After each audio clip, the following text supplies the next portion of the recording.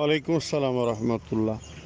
উত্তেজনা অবস্থায় হোক আর বিনা উত্তেজনাই হোক, কাপড়ের ওপর থেকে যদি হাত স্পর্শ হয় বা শরীরের অন্য কোনো অঙ্গ প্রত্যঙ্গ ঠেকাঠেকি বা স্পর্শ হয়, এতে অজু ভাঙবে না।